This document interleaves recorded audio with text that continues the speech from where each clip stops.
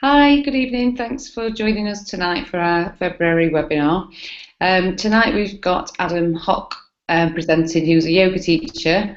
Adam's written a couple of articles for Soberistas, which are really helpful, that you'll still find they're still there on the website now. And I'm really pleased that he's agreed to do our webinar tonight, because it's going to include a bit of a practical demonstration and lots of encouraging advice to get you started with yoga if you think that might help you stay off the booze. I know yoga's really helped me in the last few years, so I hope you get a lot out of this webinar. I'm going to hand you straight over to Adam now, and don't forget, throughout the webinar, if you want to ask him any questions, you can type them and we'll go through them at the end. Right, I'll hand you over to Adam. Thanks, Adam. Am I there? Yeah, thanks, Lucy. Yeah, so I'm so excited to speak with you all, and as I was preparing, I was looking at some quotes and things I like to look at to inspire me. And I found some writing by a woman named Pema Chodron, who's this amazing inspirational writer and nun in the Buddhist tradition. And she said that what you do for yourself, any gesture of gentleness, any gesture of honest and clear seeing toward yourself, will affect how you experience your world. And in fact, it will transform how you experience your world. So being here tonight, taking care of yourself, learning a little bit about yoga, this is all on a path to be kind to yourself, to be gentle with yourself, to take care of yourself. That's what we're all in it for. To tell you a little bit about myself, don't be fooled by the accent. I live here in London. I teach yoga. I've been doing that for about 5 years. I started practicing when I was 18. I was in New York as a university student studying theater. So if you know anything about theater schools or art schools, you can just imagine that we were all pretty crazy and irresponsible, and in the big city, which was pretty nutty, and I was a total stress case, nut job. But I found a little studio in Union Square and started doing yoga and have stuck with it ever since. And I knew then, I didn't know why, but I knew then that it helped me be less stressed out. It helped me take care of myself a little bit. And it stuck with me all through my 20s. And then I eventually started doing yoga teacher training because I was really excited about yoga and wanted to learn more. And the year I turned 30, I was doing my yoga teacher training, had a big roller coaster of a year where I got married, which was wonderful, quit my job, which was wonderful, but also lost my father and lost my best friend. So it was this like, big explosion in my life. And I knew that I had a choice either to take care of my neuroses, take care of my griefs, take care of all my stress and anxiety in some sort of productive way, or just totally fall apart. So I chose to take care of myself. I chose to really go deep into yoga. And because of that, my interest in yoga is mostly about stress management. It's mostly about dealing with neuroses, anxiety, depression, and grief. And in this case, working with people who have struggled with alcohol in some form. So that's yoga to me. What is yoga is the interesting question. So for me, I teach vinyasa flow yoga, which is moving postures, it's working with breath, it's doing a lot of repetitive things, a little bit physical, a little bit sweaty, but I enjoy it. And I also teach restorative yoga, which is we lie down on bolsters. My husband thinks it's just taking a nap, but it's active rest, I call it, so we just learn to rest our bodies. And I also practice and teach meditation, which is really just sitting, breathing, seeing what comes up in the mind and working with that. So it's not necessarily just quieting the mind or stopping thoughts, it's working with what comes up. So yoga, the word, comes from a Sanskrit word which means to yoke or to join. And Lucy, I was looking at your 4 habits of healthy Soberistas.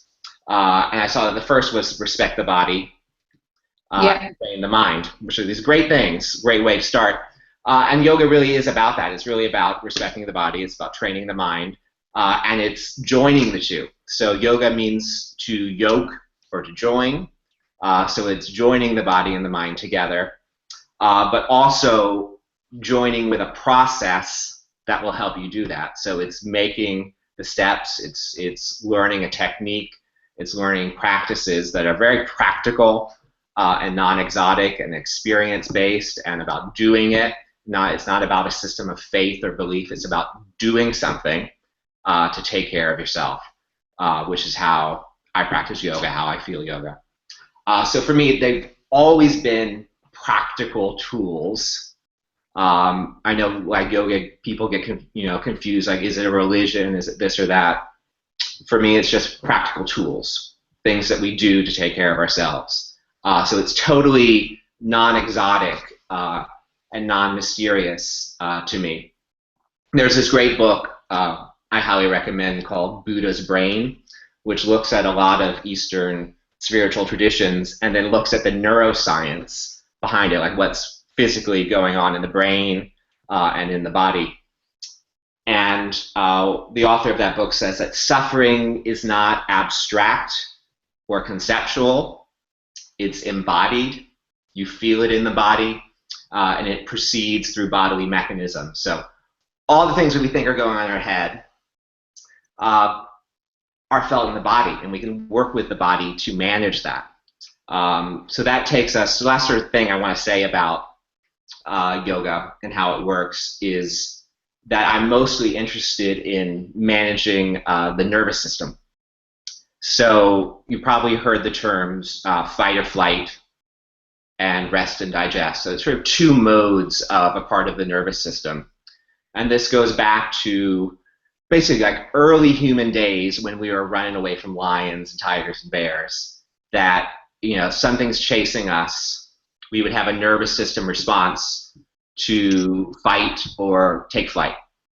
And the problem now is that a bad email can be taken in our brain and our body the same way that a lion chasing us could. So we're sort of get stuck in these permanent emergencies and don't know how anymore to rest and digest. So the nervous system is all sort of crazy, crazy, crazy. And when that happens, we try to find ways of managing that stress and that anxiety, no matter what level in the brain, and we adopt bad tactics and things that we think in the short term are really doing us some help and taking us away from whatever bothers us, whatever things are going wrong, but in the long term can cause us more suffering.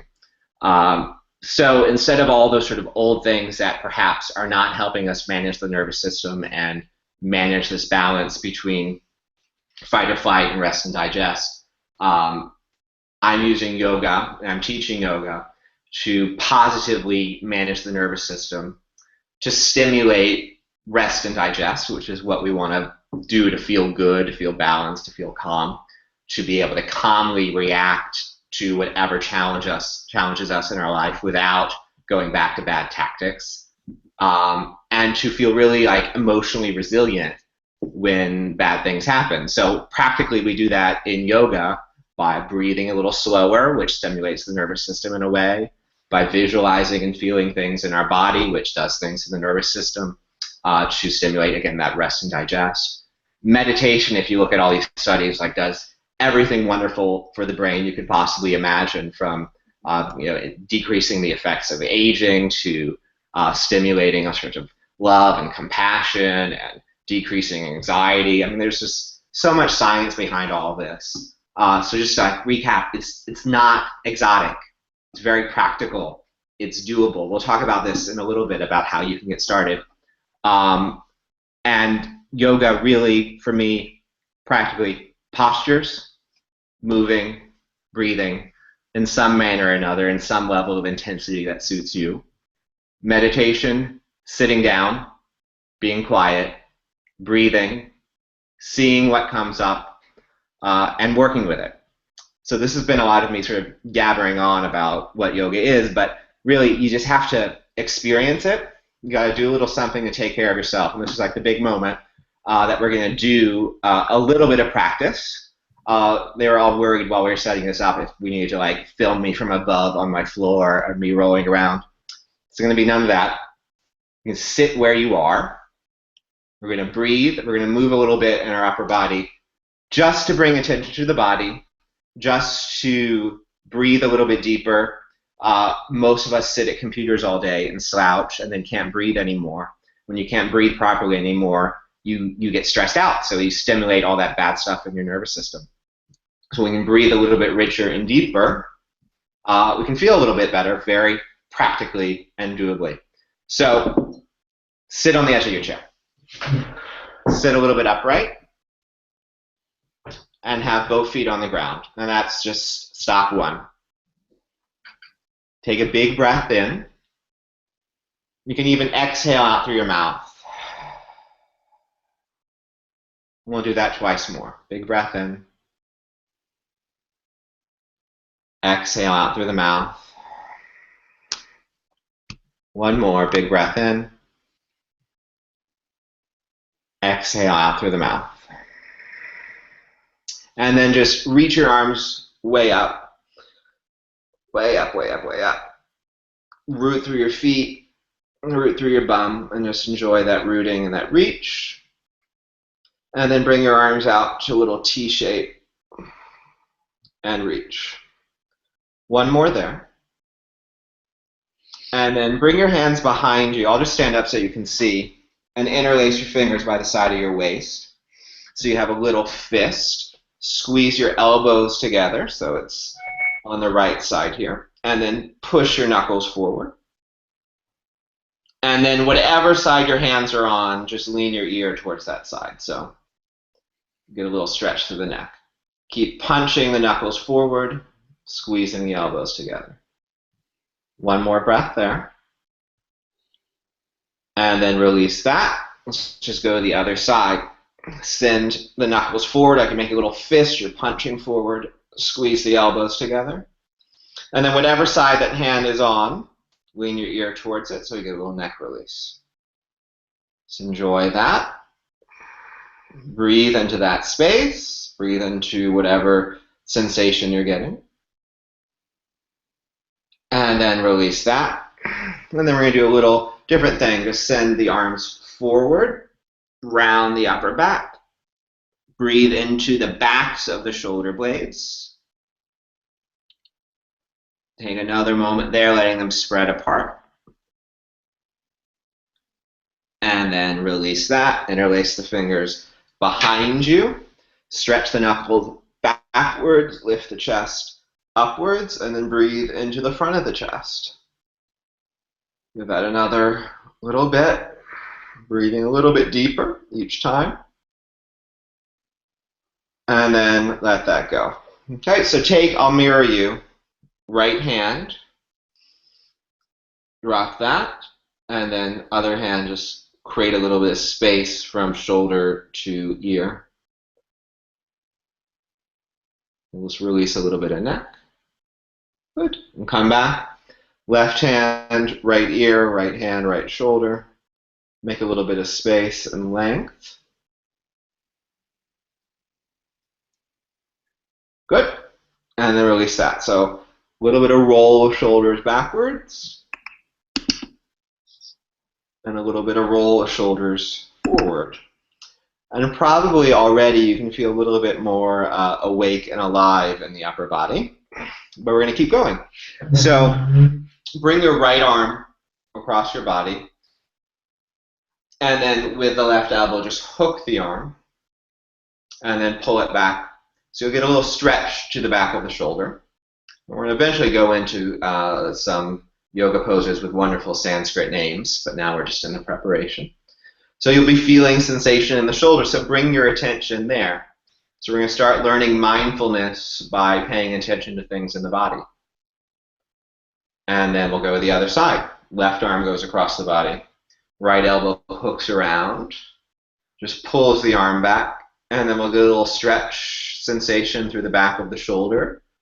Note it, feel it, breathe into it. So if you want to learn how to do meditation, we start with the body. We learn to pay attention to sensation in the body. Right elbow goes up. Right hand's just on the back of my shoulder. And then left elbow, sort of common gym stretch. Just press the elbow back. Sit up tall.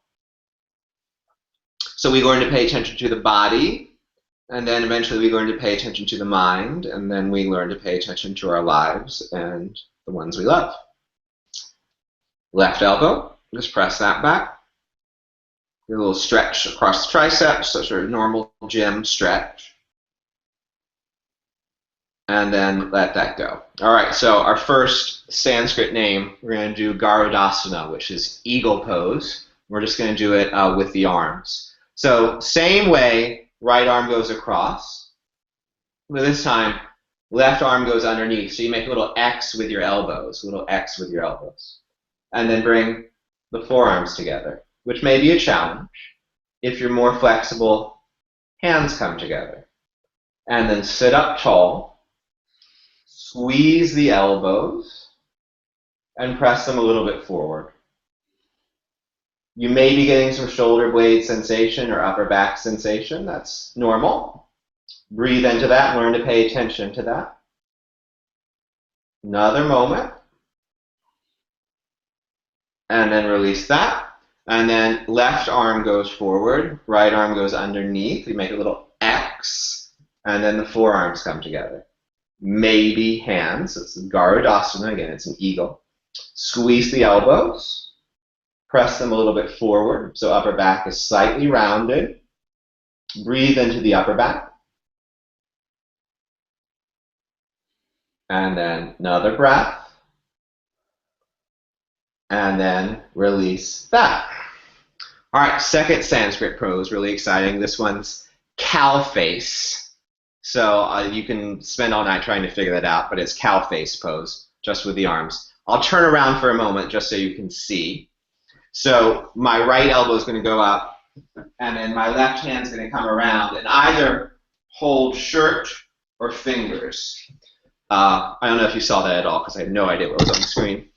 But right elbow bends, right hand to right shoulder, left hand comes behind you to grab your shirt, or maybe you grab fingertips depending on your flexibility.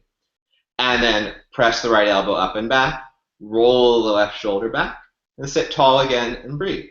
So this will be a struggle to flexibility, but also learning to breathe through challenge is one of the big old lessons of yoga. So if we can learn to breathe while standing on our head, say for a big challenge, we can breathe and be calm through other challenges of our life. All right, release that. Left elbow bends, left hand, left shoulder. Right hand goes behind and up the back. This side's a big challenge for me because I'm right-handed.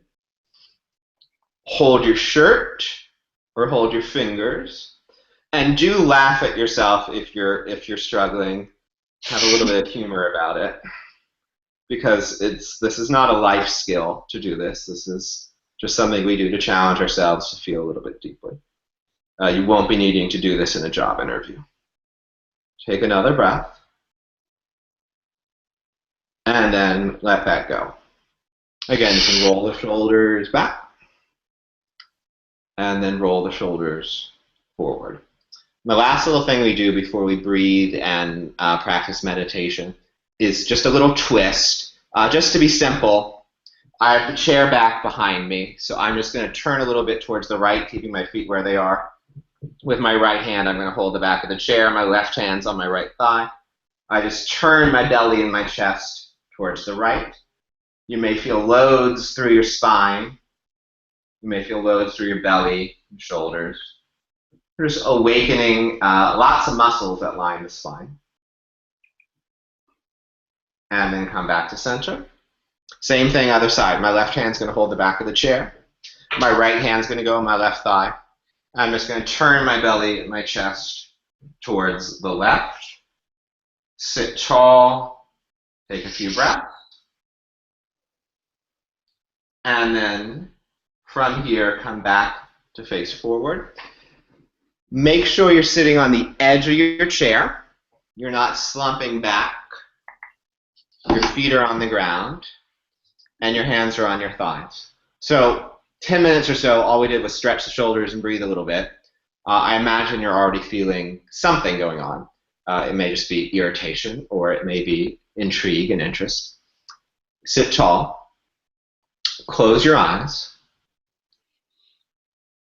And we're going to work on cultivating the a little bit better and deeper breath.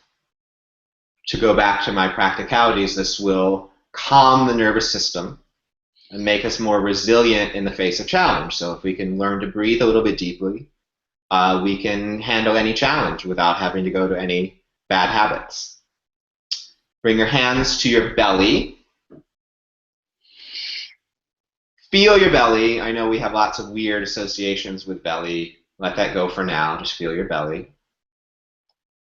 And then as you inhale, can you bulge the belly out into your hands? As you exhale, can you bring the belly in and up? We'll do that a couple times. As you inhale, send the belly down and out. As you exhale, draw it in and a little bit up. One more. Inhale, belly out. Exhale, belly in. Keep the eyes closed. Bring your hands up to the sides of your ribs. Feel the bony bits. They're nice and high. If you're confused, you can just see me. I'm doing it. And then breathe out into the hands, nice and wide. So you're just bellowing out as you inhale.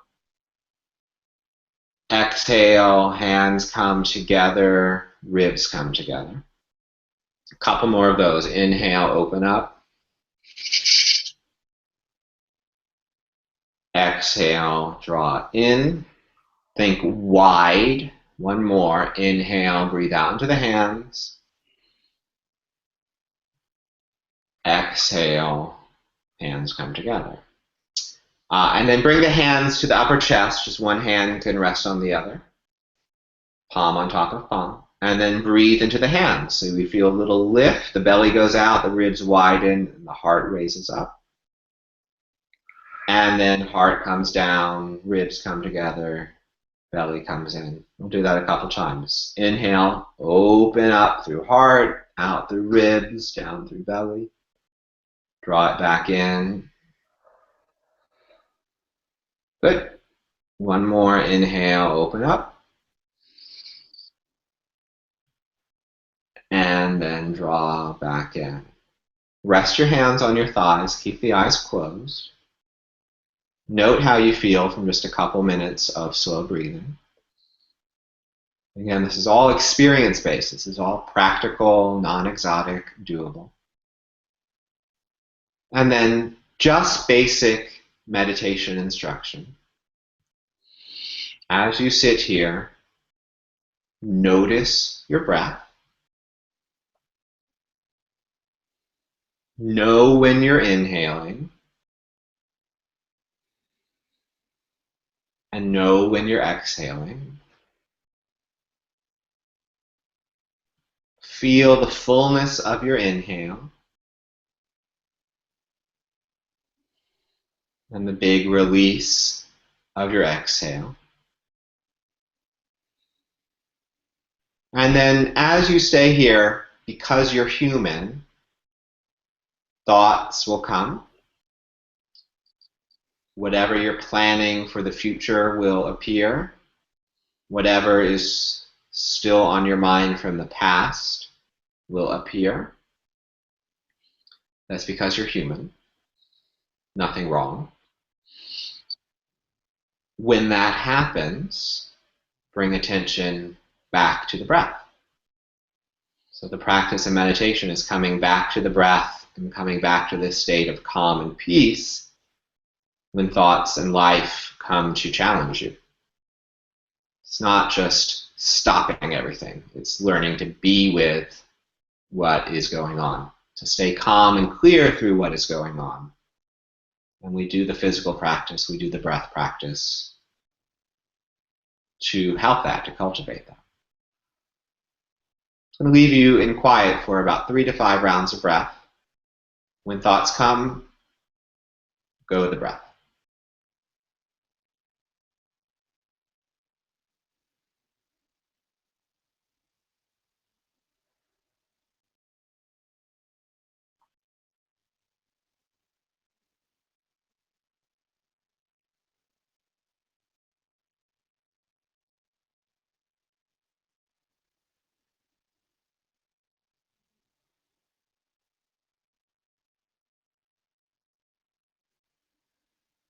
And then slowly open the eyes.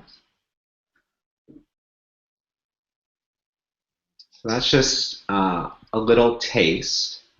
One of the most important lessons I found from meditation, which I've cultivated by learning to do the yoga practice, the physical practice, the breath practice, is becoming aware of transient states of emotion, of experiencing the feeling of anger or grief or stress or loneliness or sadness or whatever it is, but not identifying with it, not creating my whole narrative of who I am and what my life is around it. So I am experiencing anger, but I am not angry. That something in me, no matter what you want to call it, is greater than my emotions, my dramas, the things I've suffered through. Something is bigger than that. Something is greater than that. And I can find peace in that, which can be purely a physical state, or whatever you want to name it, whatever it means to you. So it's a little taste. Going back to the 4 habits of healthy Soberistas, this idea of respecting the body, taming the mind. Fundamentally, it's about adopting an attitude of self-care, of kindness to yourself, and prioritizing yourself. Even if you are a carer, even if you have children, even if you have commitments, it's learning to take care of yourself so that you can do all of that. And yoga is just, for me, one of many practical tools you can use to create that attitude of kindness and care for yourself. And I will acknowledge it's hard to build a habit of self-care. It's hard to keep up the discipline. But the more you do it, the more the habit is strengthened. So to get like really down into this, I wrote an article for Soberistas a couple months ago about excuses. Because I'm sure, if you're here, you are interested in yoga, you probably know it'll be good for you. Maybe you've tried a class or someone has told you it's good. I probably don't need to convince you that it's going to do you some form of good. But keeping up the habit, getting really started with it, is a hard thing. It's hard to get going. Some of the excuses that I normally hear or that I wrote about in the article, number one was I'm too old or fat or inflexible. So we see in magazines, we see teeny tiny 25-year-old women doing amazing feats of flexibility and strength, drinking a coconut water, looking really peaceful, and think that's what yoga is. For that person, maybe that's what yoga is, but it's a big boat. Everyone of every type of age goes to yoga classes, and you can find some class community that will suit you, that you'll feel comfortable in. I guarantee it's out there. Things like clothes and mat, there's all sorts of expensive yoga clothes that you don't need. You don't need 100-pound mats. You don't need 100-pound leggings. You can just wear sweatpants and a t-shirt and go for it. This is about you and your self-care. It's not about some lifestyle. Most people are afraid of looking foolish, of not being able to do it well. And one of my teachers says that, if someone really cares how good your whatever pose it is, they're just a sticking idiot. So who cares? You don't want to be around people who are going to judge you by how well you do some silly yoga pose. So just don't worry about what other people are doing in class. Again, it's the attitude of self-care. And believe me, as a yoga teacher, I see people every day in my classes of all different levels. I am not impressed with the person who just naturally comes in and does a handstand and a backflip and all whatever it is. I'm more impressed with the people who I know it's hard for them in some way or another, but they're there and they're committed and they're taking care of themselves. And then the idea of some classes are super, super spiritual, and that can turn people off, the chanting and the music and so forth. But some people may want that as well. There are loads of different styles and teachers and viewpoints. Mine is very secular. It's very much, for me, rooted in science and provable things. For other people, it's all about faith. It's all about devotion. It's, and then you have everything in the middle. So seek out what makes sense to you, and just know that there's loads of opinions and different things. So the best thing for you to do, if you're truly interested and want to give it a try, is find a beginner's course. There are, in probably every yoga studio and church halls and everywhere, just because it's good business, there will be beginner's courses or workshops. And it's the best and the safest place for you to just go and learn and figure out all these poses and ask lots of questions and get started with people who will be at the same level as you. Beyond that, there's level 1 classes in most studios, again, because it's good business, so studios do it, but it'll also be good for you to find the level 1 classes. And then same thing for meditation. There's all sorts of different providers in all cities, from very, very secular to ones that are rooted in Eastern traditions. There'll be meditation courses, starter evenings, and talks. There are apps on your phone for meditation, some of which are very, very good. I have a timer on my phone that I set it for 10, 15, 20 minutes. Sit with that. It dings when I'm done, so I know. There are loads of online classes. There are things that are free on YouTube to things that are very small, reasonable subscription fees to do yoga classes. So there's loads of stuff out there when you make the choice that you're going to do it for yourself. And I'll leave with this. Consistency is far more important than going to a 90-minute class and sweating buckets and doing that, 3 times a week. If you do 5 times a week, 7 times a week, 10 minutes, 5 minutes, that becomes part of your life, that's more important than doing crazy yoga poses and showing off to all your friends. So I practice every day. That doesn't mean I'm doing, 90 minutes, 2 hours, and doing every pose that's in every book. It means that I'm getting on my mat, or I'm sitting and meditating, or just lying down and stretching a little bit. But I'm taking the time to take care of myself, and that's the time that I process what's ever going in my life. I meditate a lot before I go to bed, and when I sit and meditate before I go to bed, all sorts of crazy shit goes through my head. Sorry if I curse, I'm a cursor. And I work with it, and before I go to bed, it sort of, it sorted itself out. I've learned to be with it, instead of me having a restless night and waking up with the same junk running through my head. So I use it to work with my life. It's practical tools again. So now yoga is so unexotic in my life, it's like brushing my teeth. It's just a thing I do to feel good in my body, to respect my body, a thing I do to sit with all my junk, because everyone has junk. I sit with it, I sort it out in my head, so sort of, again, training the mind. And it's there. You learn, you experience. If certain practices don't work, you discard them. You learn more from books or teachers or online, and you go from there. But it's just all coming back to the attitude. I'm going to take care of myself. I'm going to be gentle with myself. And here, great practical tools. Try it out. Been going on for centuries.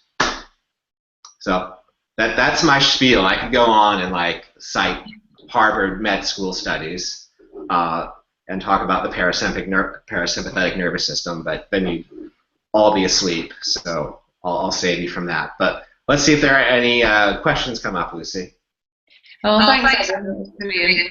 And it's okay to curse a lot on because it's fine. There are a few questions, but I just wanted to ask first of all, before we go on to our viewers' questions, just like the money issue and time and people kind of worrying about spending money on classes and things. Yeah. Do you think it's kind of a good idea to do a class for a few weeks and then maybe try and find an online sort of class, or just kind of get a DVD or a book and do it yourself at home, but kind of go to a class first just to get the basics, and then kind of take it from there by yourself just to Yeah. save money?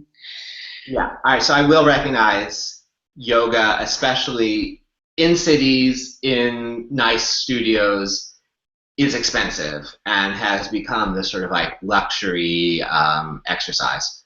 Um, but there are still church halls, there are still leisure centers, there are still, wherever you're located, I guarantee there's somewhere cheap to do it in person with a new teacher. They may not be the most brilliant teacher in the world, but they'll be a person who can, be with you, acknowledge you, and you can have some sort of exchange.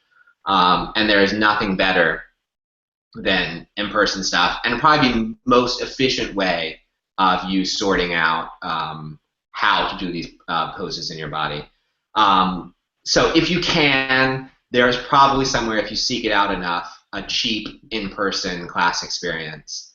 And I would suggest, especially if you've never done it before, that'll probably be the most efficient way of getting started, especially with the beginners courses or appropriate beginner level 1 classes.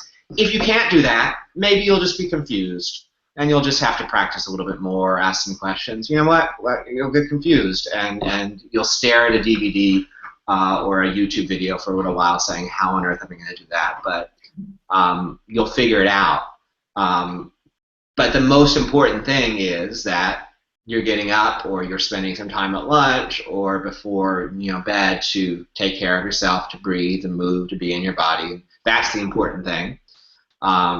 So if you can just sort of keep that attitude as you navigate, that's too expensive for me or whatever, do something. There are resources at every price point. I saw today someone getting a anatomy of Hatha Yoga guide at the library today. So you go to the library, get a book with some pictures, and you can do that. So there's anything. Okay. Yeah. Okay, great. Right, we'll go to the questions. Karen has asked that she said she's got a bad back. Is yoga still good for me, or are there any poses I shouldn't do? Without knowing you, I don't want to talk about your back, but just because this wouldn't be appropriate. But if you go to an in-person class with a good teacher, tell them exactly what your back issue is, they can look out for you a little bit, and you can experiment with what poses feel good and what poses do not. It's hard to say. Yoga is a physical discipline, at least in the posture portion. So there may be things that don't feel good. There may be things that feel wonderful. But you got to sort of experiment. So you want to go to a teacher who will take good care of you. And then you just won't do anything that doesn't feel good or doesn't help you relieve the tension in your back. And it's just that attitude of self-care. There are a million other things you can do in yoga to stretch your shoulders, to stretch your hips, to stretch your feet, to stretch your fingers, to sit and breathe, that can keep the back totally in a neutral position. So there's loads you can do. Just discuss it with a teacher and in a class. It's worth trying, but don't hurt yourself to achieve some goal. It won't be worth it. Yeah, and when I've been in classes, there's always been kind of variations on the different postures as well. So if people have got whatever issue, then they can opt to do a different variation of it. I will say this: I'm about to go to, and you'll be jealous, I'm about to go to Costa Rica to teach a retreat. Oh, look at you! But I'm bringing this up not because I want to gloat about being on the beach, but because the people coming, I've just been looking at all their information. I have everyone from someone who's in their 20s, who's coming on their university spring break, to my mother who's nearly 70 and has all sorts of physical issues. I know when I'm going to be teaching the class, and I have to do this a lot in my public classes, that there will be a whole series of poses that a certain population can't do, and there'll be a whole other series of poses that people really want to go much deeper. And me being a yoga teacher who wants to take care of everyone will have an option for everyone. Yeah. Most good yoga teachers will be thinking like that. It's like, oh, okay, we're going to do a handstand now. I know that John and Susie will not want to do a handstand. Someone has, they had a wrist issue, or that person has a back problem. So I'll give them something else to do. And most yoga teachers who are caring and thinking about this will have options and will take care of you. Okay. That's life, and it's really not about what poses you execute. It's like, how are you taking care of yourself through this whole process? Are you breathing? Are you moving? Are you being present? Okay. So for Karen, it's worth going along and see what happens. If the teacher's good, but with the attitude that you're there to take care of yourself. Yeah. If that means you'll be taking care of your back, and that's your responsibility, and that's a good lesson for you. Yeah. Okay. Great advice. And one more question from Anne. There seems to be so many different kinds of yoga, and I am looking for a fairly gentle form. Would you have any recommendations? Okay. Yeah. So there are so many forms. The gentlest you could possibly do would be a style called Restorative Yoga, which I mentioned briefly at the beginning, that my husband calls sort of nap time, which is you and some blankets and bolsters, which are big pillows, and straps and blocks and things, where you make yoga shapes and you do a lot of postures, but every joint, every limb is fully supported, so you can just open and relax and the poses do their work. So that's Restorative Yoga, which is a wonderful thing, which I practice and I teach, which is mostly there to help you rest and to calm down the nervous system. So that's Restorative Yoga. There's something similar called Yin Yoga, which again won't be really like sweaty, physically demanding, but it will be long held stretches, which has its own demand. A lot of classes, or a lot of studios have classes that will be called gentle yoga, or will be yoga for back care, or will be level 1 might be a gentle experience. What I would avoid, which might be easier, are of course advanced level classes without really knowing the teacher and what that advanced level means. Big open level, like after work classes where there's 30, 40 people, at least in the big city, coming from their desk and just needing to move, and the teacher giving them loads of things to move and do. Styles like Ashtanga is really physically demanding, and on and on.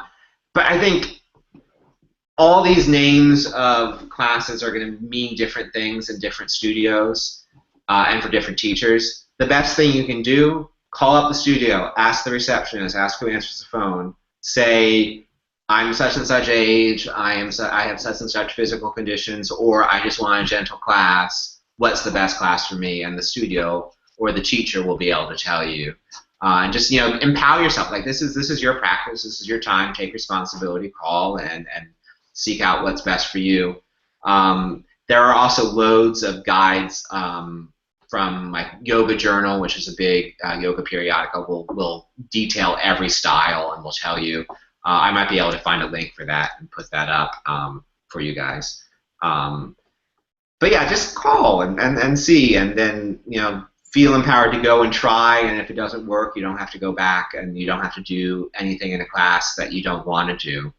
I spend half my time in class saying, do this, or do this, or do this, so people can take choices and be responsible for their experience. Yeah. Okay.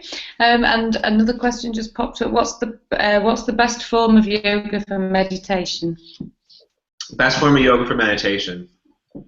Well, really, this comes down to your personality and your sort of energy levels and anxiety levels.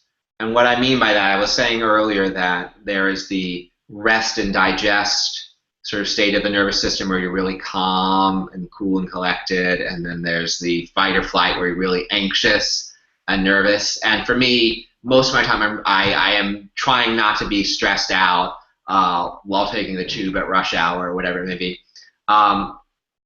So my mind is already usually living in London in a state of frenzy. So for me to use yoga to get into a meditative state, for me and my personality and my preference, I need to move a lot, do strong things that will give me physical sensation that my mind can sort of start working with. And that takes me to a meditative state. Me breathing rhythmically, doing the vinyasa flow yoga that I do, takes me to a meditative state. But I'm also fully aware that for another large population of people, going and doing really physically demanding yoga like I like to do will just piss them off and not take them to a meditative state. It'll just get them frenzied and upset. And for those people, going to a very quiet class, a very sort of soft and gentle class, is just what they need to work with their nervous system and their personality and their preferences to take them to a meditative state, to get them ready to sit down and breathe and meditate. So what I mean by this is, look at yourself and your habits, note how exercise makes you feel, vigorous physical activity makes you feel, or just like stretching and lying down makes you feel. And sort of start to notice, and this may require some experimentation, going to classes and trying things out. Notice how you feel during and afterwards and maybe the next day in the mind. So there may be classes that, for me, totally take me to a meditative state, and for you, just leave you stressed and wired. So it's a matter of experimenting with your nervous system, degrees of physicality, degrees of speed, degrees of detail in the class, things that are working the mind alignment-wise or whatever it may be. So it's again, these are all practical tools and things you got to try. You have to try out. It's not just like here's the prescription. It's sort of like you get involved. And you use these poses and these movements to sort of figure out what's going on in your head, in your nervous system, in your body, and then you act on what you discover. But it requires a level of curiosity and investment in your own self-care. So I'm sorry that I'm like avoiding answers, but it's just like it's like take responsibility. All right, you go to a class. Does this class take me to a meditative state? Yes, then that's the one. No, it's not the one. Keep looking, because there are other styles. So, yeah, experiment, and I guarantee you'll find one that works. Yeah, and I think as well, when you just stop drinking and you found yourself with loads of free time on your hand, and you're trying to kind of fill that spare time, then investing into sort of the, looking into it and spending time in different classes and researching it a bit. It's a really great way to occupy yourself with very effective, with a very, with good outcome as well at the end of it. Keep your mind off the... Cultivating good habits. Yeah, when exactly. you take away, bad habits or non-productive habits that I think are usually there to deal with something going on in the way you react to stress or life or social, whatever it may be. When you take that away, you need to build a good habit. Yeah. Otherwise, there's just a great big void, and it's far too scary. Yeah. So just kind of totally distract yourself. It really worked for me, and meditation and yoga together really, really worked. So I definitely recommend it as a way. Certainly in the first few months when you're trying to sort of stop thinking about drinking. Yeah. It's a great way to distract yourself. Right. Well, that's all the questions tonight, and that's the end. Is there anything else you wanted to add, Adam, or have you? No, I just want to really encourage you to take care of yourselves, which is you getting involved in your own health, your own body, your own mind, your own relationship to the world. And this is practical. These are tools. There's some science behind it. I guarantee it'll work on some level, but you got to invest time. You got to play around. And I hope I can give you some tools. We'll put a couple things in the next few days, hopefully for you guys to look at and give you some resources, probably along with recording of this somewhere. Yeah, we'll add those onto the site. And I loved your practical demonstration, by the way. I was feeling so tired when I came online at 8 o'clock, and it really kind of invigorated me and made me feel really. Yoga works. You know? Yeah, it was good. I enjoyed it. Thank you. Yeah. And if anybody's got any questions that they think of afterwards, we can pass those on to Adam. I'm sure you'd be happy. I will be happy to help anybody out. Great. All right, and have a fab time in Costa Rica, and we're not jealous in the slightest. Thank you. All right, take care, everybody. All right, thanks a lot. Thanks for joining us tonight, everybody. Bye. Bye.